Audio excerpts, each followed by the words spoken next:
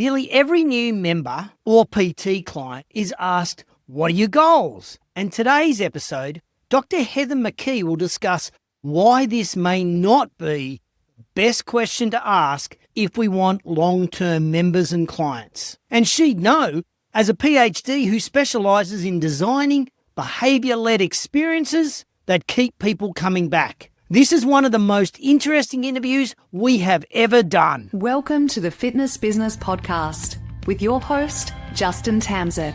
With over 30 years in the fitness industry, JT is a globally recognised authority with a mission to lower healthcare costs worldwide by getting more people moving and moving more often in quality facilities with qualified professionals. Every episode, JT digs deep with our guests to bring you insights that will help you lead, innovate, and boost your bottom line. So let's dive in. Take it away, JT. Episode 4, you will 100% love. It is so good and it starts in less than 3 minutes. A shout out to Jason at Cowboys Fit in Dallas as our merch sponsor for today's episode. It's a great gym, so if you're in Dallas, go check it out. Now, a quick shout out to our FBP insiders. Inside the hub right now, you can watch the replay of all of our live events, but especially our last one with Chris and Marissa on customer service and member experience. It's packed with practical ideas for understanding what your members need and then training your team to deliver an experience that is highly effective, easy, and enjoyable at every touch point. Now, if you want stronger retention, more referrals, or better revenue, this one is well worth your time. So if you're not an FBP insider, follow the link in the episode notes and take out a free 7-day trial. Did you love the interview with Christopher Carter in episode 546? Or would you like a guest like Ingrid Knight-Coe in episode 536 to come on and talk about group fitness? Or do you want more conversations with owners and managers who are in the trenches every day? Whatever topic or whatever guest you want, I want to know. Season 7 is designed by you for you. So tell me, who do you want and what topics, and we will oblige. There's a link in this week's episode notes and it's all over our socials. Or just email me, jt@fitnessbusinesspodcast.com. If you want more than just the weekly episode, check out FBP Insiders. You'll get early access to every episode, practical monthly webinars, and exclusive member benefits. Start with a 7-day free trial, then it's just $5 a month. Head to the link in the show notes and join today. Dr. Heather McKee is a behaviour change specialist and a keynote speaker and motivation science advisor to MyZone. With over a decade in health psychology, she helps fitness businesses improve member retention by turning motivation into habits that last. She's worked with 100+ global organisations including Lululemon, Decathlon and Rolls-Royce. After this short break, we're going to hear from Heather.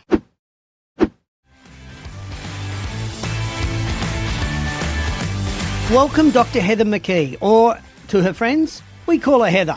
So what do you think is broken about our fitness industry currently when we think about motivation? I think we spend too much time focusing on access. So, we've been really good at getting more gyms, more apps, more classes, more content. But access doesn't always equal adherence. And that's, I think, where things break down. I still think that the dominant assumption is just give people more information, more features, more options, and they'll stay motivated. But motivation doesn't work like that. It's not. I always say motivation is fickle. It fluctuates based on, how much sleep you have, what kind of mood your kids are in, or your boss is in, or how caffeinated you are.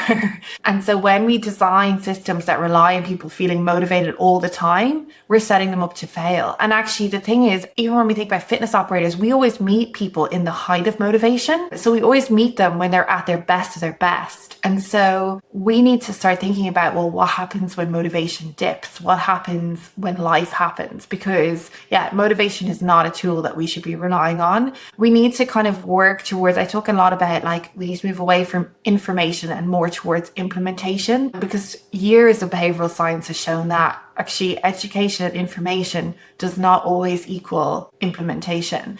And so actually, if we start with actions first, we tend to actually get more people engaged more often. But I'll talk a little bit about what I mean by that and what type of actions we should think about. I think we've focused for far too long as an industry on outcomes on the scale, how much you can lift, how quick you can run, rather than actually effort. And effort's a much more rewarding metric to focus on. Yeah, we need to think about how we design for the worst of days, not just the best of days. Because the real challenge isn't getting people to start, it's help them to keep showing up when they don't feel like it. So can I ask you this, Heather? You talked about outcomes. One of the things that we often do with almost, I'm going to say 98% of people that walk into a gym, we ask them what their goals are.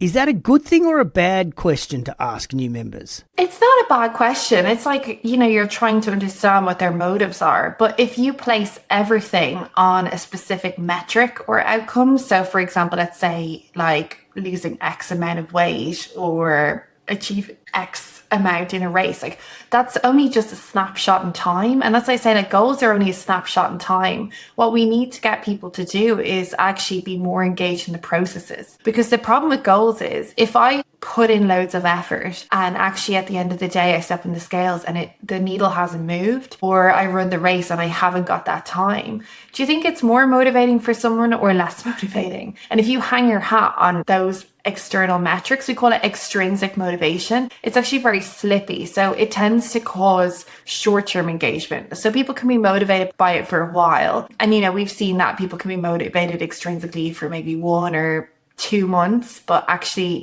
it's not the thing that's going to keep you going, especially when you're in the trenches and things are hard. Whereas if we kind of flip the switch and ask people, why are you here? As in, what does exercising contribute to your life? What does moving contribute to your life? What does it give you back? It stops them thinking about, well, I'm here because my wife made me, or the doctor said I should be here, or I'm here to, lose 10 kilos. And actually starts to make them think about, okay, well, actually, what does movement give me back? Am I here to have more energy? Am I here to make a new group of friends? Am I here to feel more competent and capable in my life? Am I here to have more focus? Am I here to master a new skill? I often say, you need to ask people 5 whys. You should be like an annoying toddler and keep going, why are you here? Why are you here? Why are you here? There was a study that we did on female exercisers and we were looking at engagement with walking, and we asked them, why do you walk each day? And they said, oh, well, to get 10,000 steps on my fitness tracker. And I was like, okay, but why do you want 10,000 steps on your fitness tracker? Because I want to feel like I've achieved something, or I want to feel healthier. And then the more you kind of ask them why,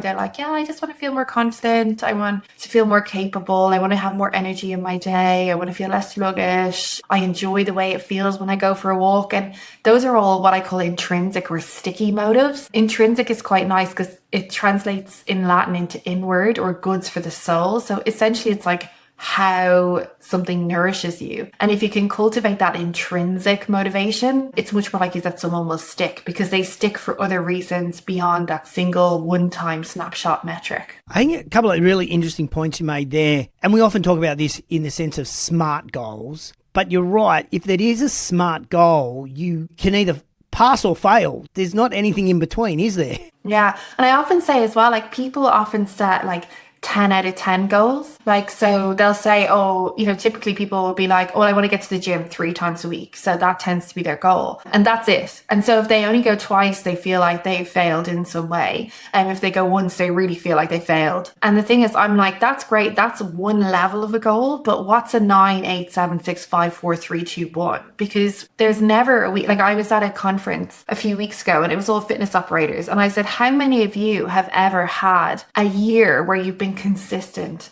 like absolutely consistent on your goals? And no one put up their hand. And I'm like, this is a room of highly motivated people that are in the industry, people that get it, people who have all of the knowledge in the world, and we're still not consistent because we're human. And so to expect our clients to be consistent in the same way isn't fair. And so we need to not just set those 10 out of 10 goals. We need to look at, okay, well, what's something you can do on a day when you have less energy, less time, maybe that you're not even able to show up to the facility that day? Because actually, one of the myths is that if people do movement at home, they won't come to the gym. And actually, what they've seen in studies is that people who move at home are probably more likely to come to the gym because movement has become part of their identity. But yeah, we need to start thinking about actually not just setting those 10 out of 10 goals, but bringing people right down to, okay, well, on your hardest of days, what are you still going to be able to do? Or what feels manageable to you? And it might be just a couple of squats while the kettle boils, or 10 presses before you go to bed, whatever it happens to be, whatever's in line with their goal. And that's all fine. But what it does, both psychologically and physiologically, it keeps that kind of habit lit. So like habits are based on something called context dependent repetition.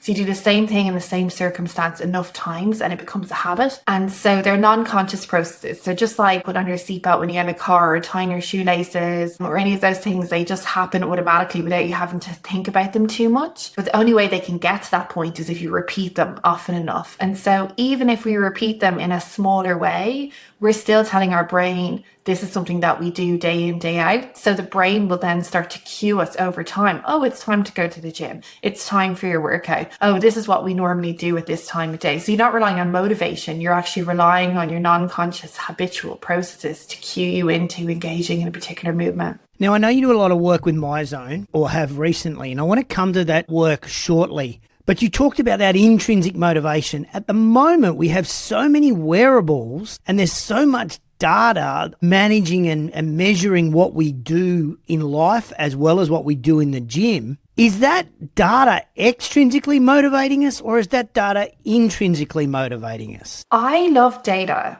but only if it's translated in a way that's accessible for people. Because data is just another form of information. So it doesn't lead to behavior change. And we talk about like meaning does. You know, people are drowning in data, but they're starving for clarity. Like I was talking to my mom and dad today, and my dad was saying, I always get a terrible sleep score. He was saying like, well, I don't know, there's so many different factors here or whatever. And the thing is like, it's helpful to know that, but it's also helpful to know, okay, well, what do I need to do today? And I think it's getting better. And I think AI is helping as well to make it more relevant to that person. But you're asking someone that isn't in the industry, that doesn't understand these things, to interpret multiple metrics, to understand the relationships between them, and then translate that into action. We just need to help people understand, okay, what this means and what should you do today? And because all of that data, and they've shown in studies, the more data you give someone, the less likely they are to actually take action, because it's like analysis paralysis. If any of us have sat down without a particular plan to watch a certain streaming channel and you've got all of the options in front of you, we tend to go with something we know because actually there's too many options and we get overwhelmed. And that cognitive load makes it harder for people to engage in repeated behaviors. So they either ignore it, they misinterpret, or they feel like they're failing in some way, like my dad does. And it can become more demotivating, not motivating. So I think what works better is translation and simplification. So, you know, this is the key metric for you today. And like one thing I really respect and love about MyZone, and why I came on board as a motivation advisor, was because I was so obsessed with the fact that they use real-time effort-based metrics. So like we said, they're not focused on just extrinsic goals. They're thinking about, okay, if you're showing up now and you're doing the movement, do you know that you're doing it at the right level for you? Are you getting fitter? Are you contributing towards your overall fitness score? And it's also quite intuitive. It creates immediate feedback, which we all know and love, rather than later at the end of the day having to tot up what's happened and kind of put the pieces together yourself. It's kind of put there for you. You're immediately told what you're doing. You're immediately rewarded for what you're doing. It gives people that early sense of success. That's really important, because I suppose behavior change isn't driven by information. It's driven by feeling capable enough that you understand what's going on and you know what you need to do and what your next step is. Can I quote you from now moving forward? Drowning in data, starving for clarity. Such a great statement. And I often look at personal trainers and I think, if only you'd look at your client's data and translate that data into language that they might understand, you might actually keep that client longer, or you might be able to train that client differently. The analogy I like, Heather, is I am not an accountant.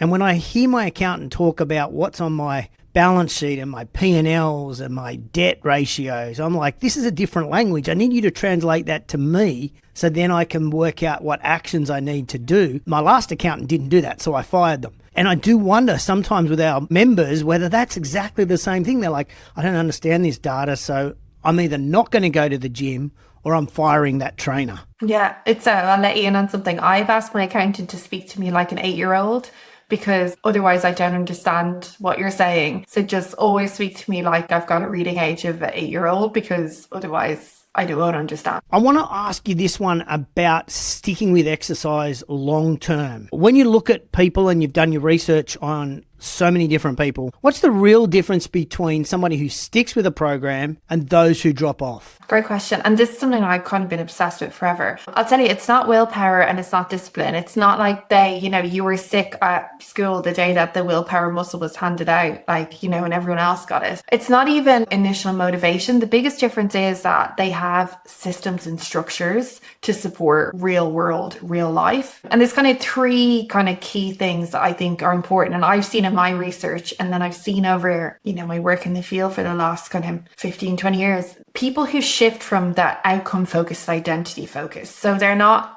trying to exercise. There is someone who moves. There's someone who's part of something else. They've created this sense of identity around what they're doing. And identity carries you through on those kind of low motivation days. There are also people that have reduced friction in their environment. So they've made it easier to actually stick with the movement. They clear queues, they go at the same time, they go to the same place. They lower the barriers to entry. They know how to flex. Yeah, maybe even the same clothes. Even stuff like they feel okay if they do a shorter workout or if they miss a workout because they're not feeling well. They don't see this personal failing. They understand, well, this is circumstantial. I just wasn't feeling well today. So they don't start criticizing themselves for it. And we did an event with My Zone actually last month for International Women's Day, which was all about compassion. And I call compassion the hidden habit, because actually what we find is those people that are more compassionate to themselves. And by compassion, I don't mean you make excuses for yourself, because if you're truly compassionate, you actually really kind of understand what the difference is between an excuse and encouragement.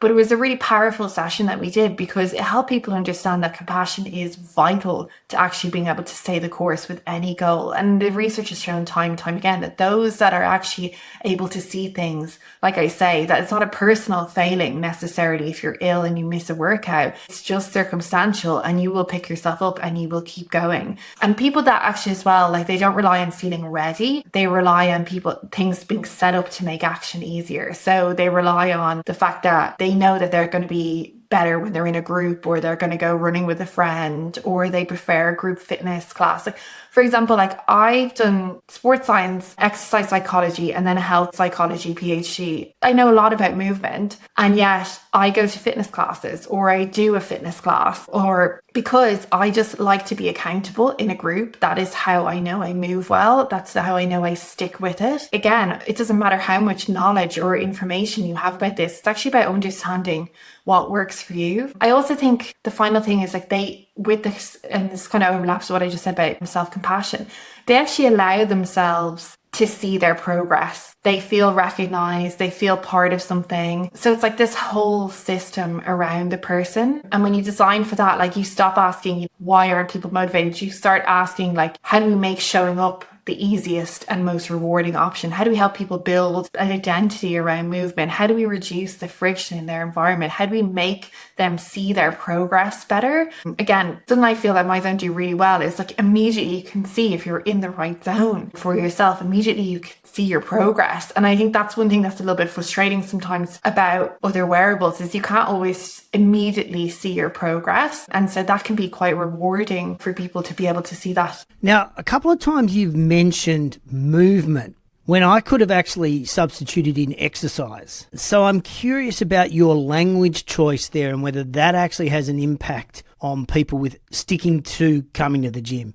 Do you talk movement or do we talk exercise? So in sports science, exercise is defined as structured, repetitive movements. So I'd say in the gym, like people tend to do more exercise than they do movement. Whereas movement, I feel like is kind of encompassing everything you do. It's sports, it's exercise, and it's just daily physical activity. I like to say movement because it's less off-putting for maybe beginners or people that are new. It feels more accessible. And like they've shown in studies, when you prime people with the word exercise, they think of fit people. They think of a certain stereotype, whereas movement feels a little bit more inclusive. I think as an industry, we're working towards it. I'm seeing brilliant signs towards it, but we have been a little bit too exclusive in terms of body types, in terms of age, in terms of the type of people. When we advertise and when people think about the gym, think that they go there. And actually, I think we need to make a little bit of a shift more towards being more inclusive in that way, because there's a concept in psychology known as what's like vicarious experience. So if you see someone and you feel like they're similar to you, you're more likely to engage in behaviors that they're doing because you feel that similarity, you feel that sense of identity, and that can be quite sticky. And we've seen that in like long-term condition work that I've done with people with chronic disease.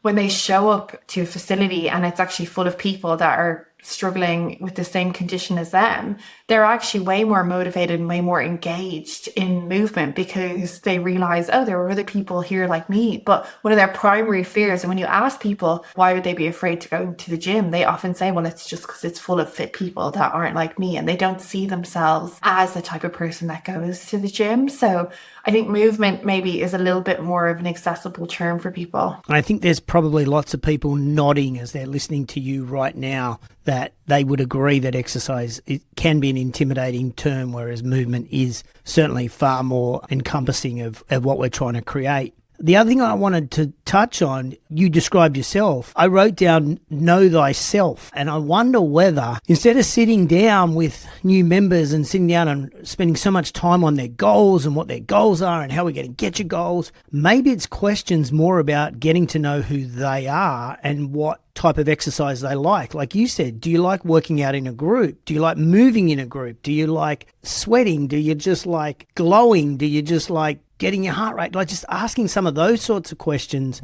that people may not have ever asked themselves. And when we know that, that might help us program better. 100%. What you're really tapping into is the concept of autonomy. Is essentially it's an element of a theory that I love to talk about, which is called self-determination theory. And it's one of the most researched theories in psychology, and in particular in exercise psychology, in terms of when someone feels autonomy, they feel ownership, they feel like things fit their life, they feel like they have choice, they feel like they have responsibility and accountability over things. And so they're more likely to engage. So by setting it up in exactly the way you said, JT, it's not about like the gym and what they're going to do and their responsibility. It's about actually understanding, well, what does that person want out of it? Helping them navigate their movement journey, helping them understand what might work, what might not. Also helping setting them up to see it as an experiment at the start. So it's not like all or nothing. It's like you stick at it or you don't. It's like, try this class. If that doesn't feel right for you, let's try something else. The problem is that people have such a like fixed mindset when it comes to movement. They think, oh, well, I've just done this once and actually I don't like it, therefore it's not for me.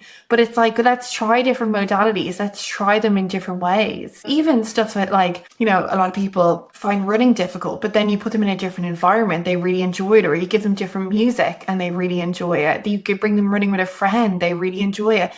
Helping people experiment and try things on and giving them the safety and the permission that they often won't give themselves, especially when they're beginners, to try out things, to fail, let it be okay, I think is really important. And another point that you made that I think is really important, and it reflects the literature, is we have to competence match people. And what I mean by competence is your confidence in your ability to actually execute on an activity. And what I see a mistake that operators make is they take a lot of beginners and say people have strong weight loss goals. They put them in a really high intensity environment. They put them maybe in a HIIT class, or they go straight for the Stairmaster or the assault bike. And the thing is, actually what they've shown is if you've got quite a low level of competence, having a high level of intensity can be really negative in terms of your exercise experience. And actually building people up to a higher intensity is more likely to actually create more what we call positive affect, so positive feelings about engaging in movement. Because if you think about it, if you're a beginner or you're returning to exercise, like the DOMs alone from high intensity training is going to make you hate your life. But also the fact that you're like,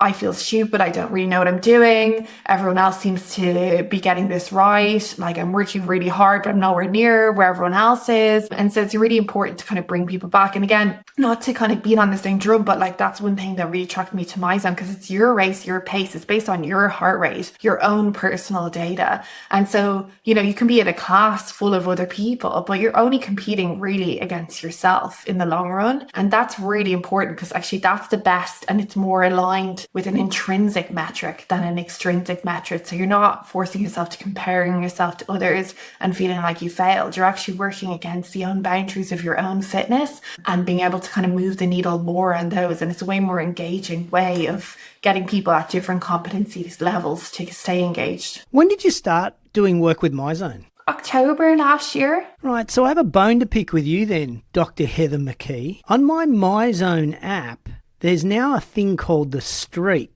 Have you heard of such a thing? And did you invent it? Because I have to work out every week to maintain my streak because I'm not going to break it. Is that your fault? Do I blame you? You can blame me if you want. What we're working on, and it takes a while for these things to trickle down. I don't mind, I'll take the blame. But it takes a while for these things to trickle down. But one thing that, and MyZone have this fantastic CTO, his name is Fahid, and you might have seen him actually in HFA. We're working on building in forgiveness and ways in which we're looking at the data. So for example, like if you've had, you know, a 3-month streak or a 6-month streak or a year or 2-year streak and you break it, you know, that can be really demotivating for people. On the other hand as well, in order to engage people from the start, you need to feel like you've got quick wins. You need to feel like you've developed a certain level of consistency. When we talk again about repetitions that build a habit, we need to get people being able to do enough repetitions that they start to build that habit while they're still in that high motivation state. Because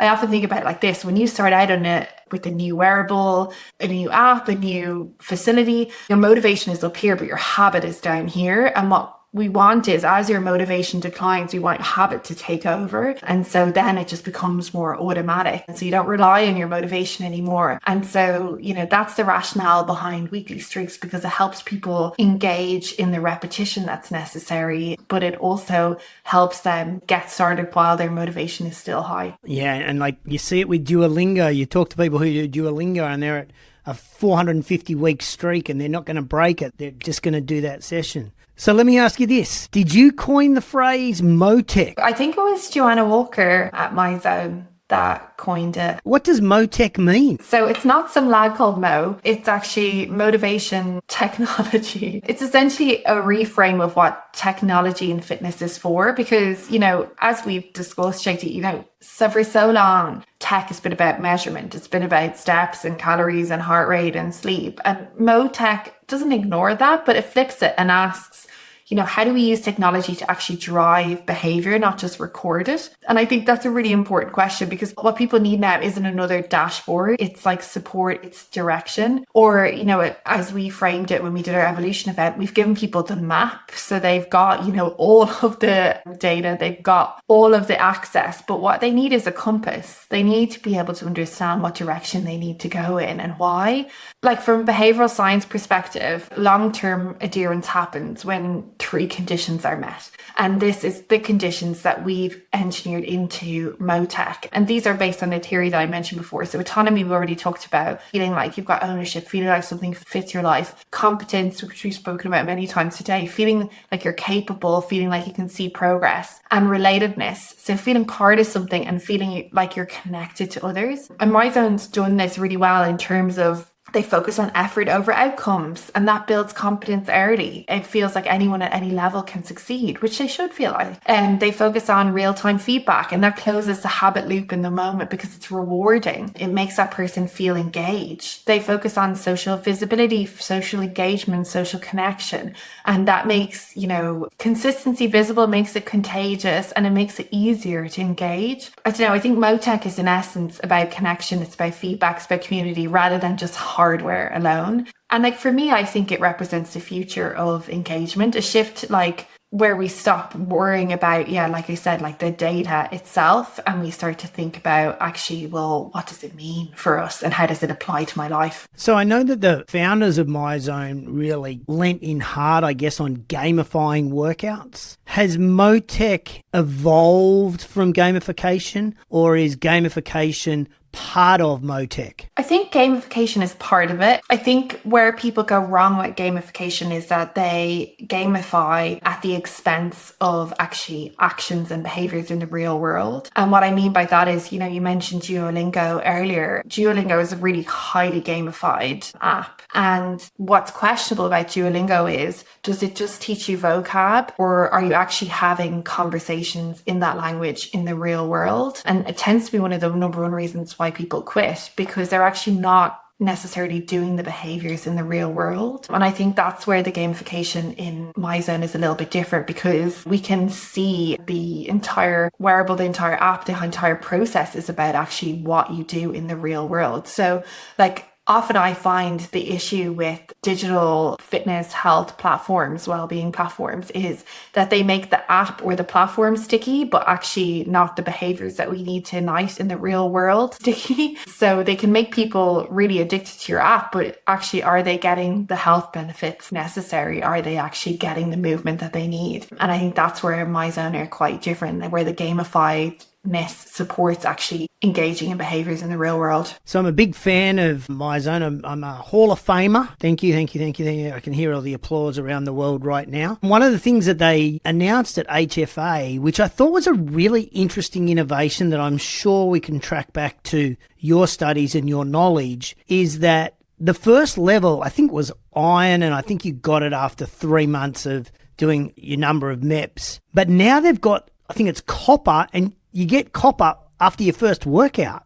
Is that right? I think that's really important, because showing up is the hardest part, and getting started is often, really quite hard, because you've got all those competence barriers to overcome. It's a new platform, or maybe it's a new fitness facility, new exercise, all of that. And because, some of the effects from movement are immediate, but some of them are more kind of delayed onset, and you can only feel them over time. And when you start again, you're low competence, you're not always sure what you're doing. And so to be rewarded from the start, I think, is really important, and to make people feel rewarded and to acknowledge and make them feel seen at the start is really important in terms of a long-term engagement, because it shows them you've shown up, we've recognized that you're doing things right, and the next step is to stay the course. Look, I'm a big fan, Heather, of outsourcing, and if you can't do what you just described yourself, then the investment in a product like MyZone, then what that does is you've outsourced that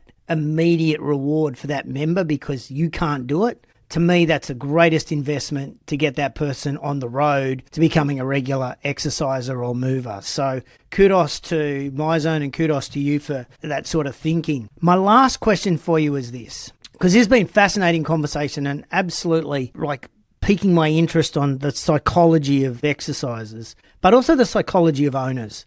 And my question for you is this. If you were opening a health club tomorrow, what would you do that perhaps no one else is doing right now to build that habit for new members to come to the gym? I think I would spend more time understanding them than trying to get them to understand me and what my facility was about. I'm going to be such a nerd, but I'd structured on those tenets of autonomy, competence, and relatedness. So how do we create social situations that make that person feel like they're part of something, but part of a group that they feel like they can identify with? And again, not everyone is a social exerciser or a social mover. So understanding that for some people, that will be their bread and butter, that will be their sticky sauce. But for other people, that actually might rather move in a different way. I'd help the members really discover. I'd help them understand that we need to be experimental at the start. We talk often in operator land about the first 90 days. I would say there's no failure in the first 90 days. The only failure in the first 90 days is that you didn't experiment enough. Because what I want to then bring people back for at the end of that is, let's do a review. What went well? What didn't? What do you think, you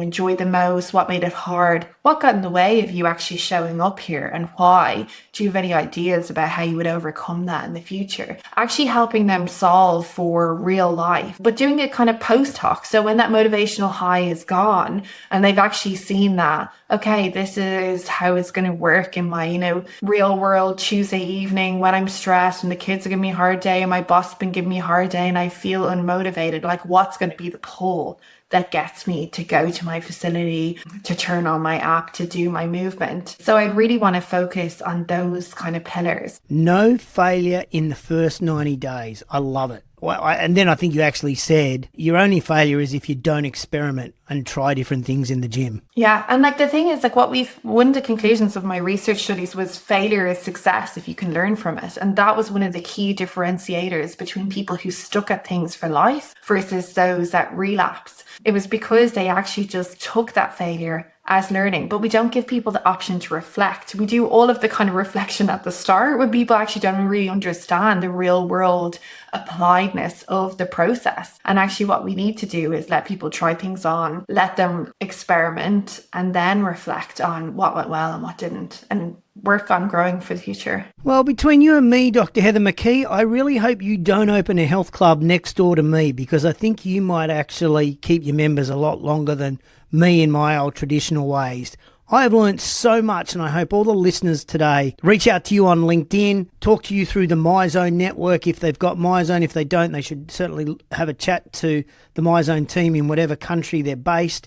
This has been fascinating, and I think what I'm taking away is we're very complicated human beings, but we can simplify how we get that complicated person to work out when they understand more about themselves. Ideal. Yeah, it's perfect. In a nutshell. Thank you, ma'am. It's been great having you on. And for those that are completely unaware, because you didn't pick up on the accent, Heather is Irish, and later in the year, Ireland play Australia in rugby, and we will be having a little Guinness on whoever wins or loses. Heather? Yeah, we'll see. Thanks so much for joining us today. It was a lovely chat with you, JT. I really appreciated it. I told you that you would love this week's episode. Now, I'd love to know what actually piqued your interest, or what changes you may make to onboarding your new members. So please drop a message in socials, drop us an email, just let me know, because I'm curious. You'll find all Heather's contact details in the episode notes on your podcast player. Now, before leaving this week's episode, a heads up that in 60 seconds, I'm going to share all the details of episode 5. So hold on to your hat. But first, I'm excited and proud to highlight Rex Roundtable's trusted suppliers this episode. They're part of a network of partners who believe in elevating the fitness industry, and they back this podcast. I would love you to support them because they support us. Les Mills USA. They create pre-choreographed group fitness classes and offers home workouts. Referizer provides automated marketing, referral, lead and reputation management for your gyms. Energy Lounger sells the Energy Lounger, a full-body red and near-infrared light therapy device. I have one and I love it. Real Leader Fitness manufactures and sells commercial fitness and gym equipment. The Covery offers wellness, hormone replacement, weight loss and aesthetic treatments. You can find the links to their websites in today's show notes. Our next episode is with Ryan Hogan, the CEO of Les Mills APAC. And while lots has been happening globally for Les Mills with the release of Ceremony and their partnership with Hyrox, they also released a global report. Get this, 54% of consumers want to try new ways to get fit, 41% consider working out to be a chore, 62% of younger exercisers love being pushed, and 37% say they do not feel confident working out. This episode is another cracker, so don't miss it. In fact, if you want to get in early, become an FVP Insider, because we drop it to you 7 days before anybody else. So follow the links in the show notes or go to patreon.com/Fitness Business Podcast. What we leave behind is not set in stone monuments, but what is woven into the lives of others.